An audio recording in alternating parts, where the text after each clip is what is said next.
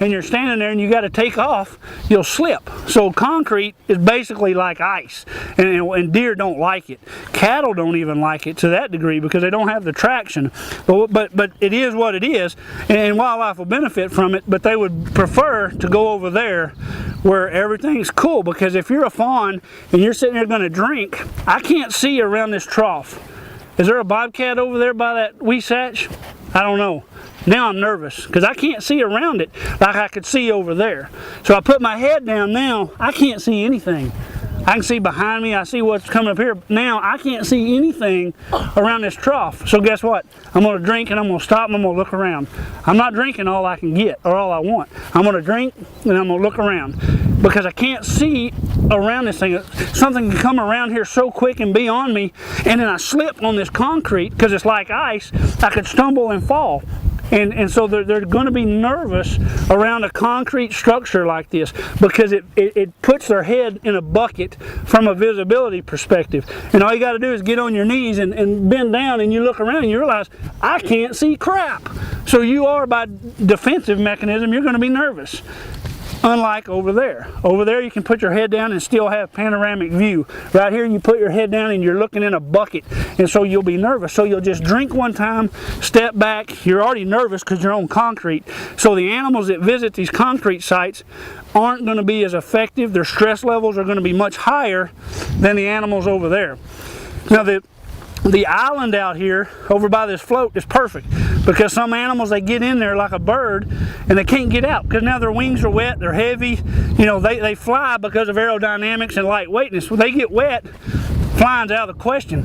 So they could float over there. Maybe the wind will blow them. They can float onto that island, and maybe he can got the strength to climb up on it and sit there long enough and dry out before the hawk or the owl or the caracara or the gray fox or the bobcat or the, you know, before something eats him, he can stand there and dry out and then fly off, and he won't come back here because he said, whew, that's a bad experience. But he may have an opportunity to get out, get dry, and fly off, and real hard lesson learned. So when you do have a big water trough like this, always put something in it. A 2x8, a 2x12, a piece of lumber, a piece of pipe, even lay it across diagonally in the water so that there's like a ramp to get out of.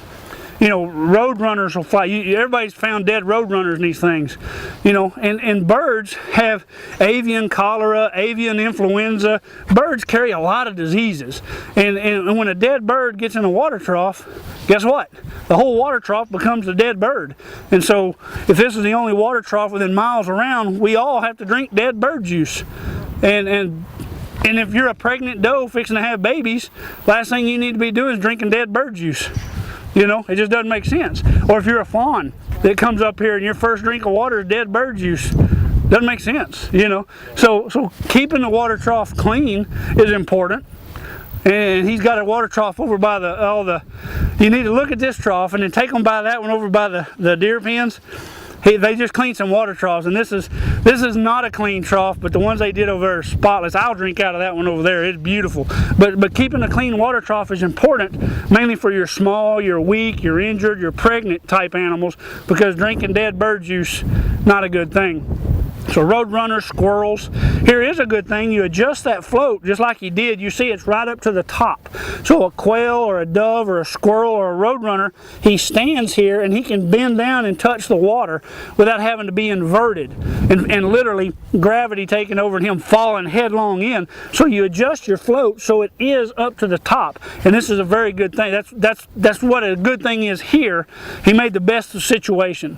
So this is not ideal like that is, but he fixed it the best way he could. He doesn't want to tear up the concrete and all that. That doesn't make financial sense. It is what it is, so we'll just do best. Now, if you wanted to fix it permanently, haul in some dirt.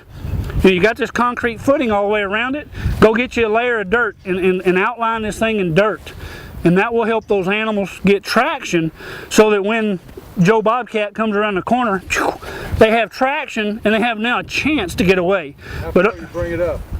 6 inches. It don't have to be. Just cover up the concrete. Just cover up the concrete, come up about 6 inches? Yeah, it doesn't have to just cover up the concrete.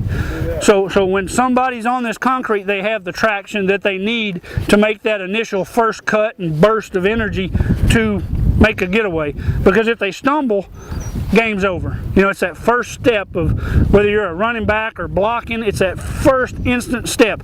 If it works, it works. If it doesn't, it doesn't. There's no recovery on the third step because he's got you. Yeah, game's over by then. So adding dirt around here, John, would be perfect. So on a trough, you want to raise your water level just like you did here. You want to have something in it to give an animal that does fall in a way to get out, get dry, regroup, get your breath, and then bail out. Because that's the series of it. They're going to panic when they fall in there. When a mouse falls in there, he's going to panic and he's going to swim. He's going to swim. He maybe not can get out on the edge, but he can get out over there and he can sit there and rest and recoup and realize, you know, if I get a running start, I think I can jump out, because he's desperate now, and so they can do that. So keeping dead animals out of your water trough, priority number one.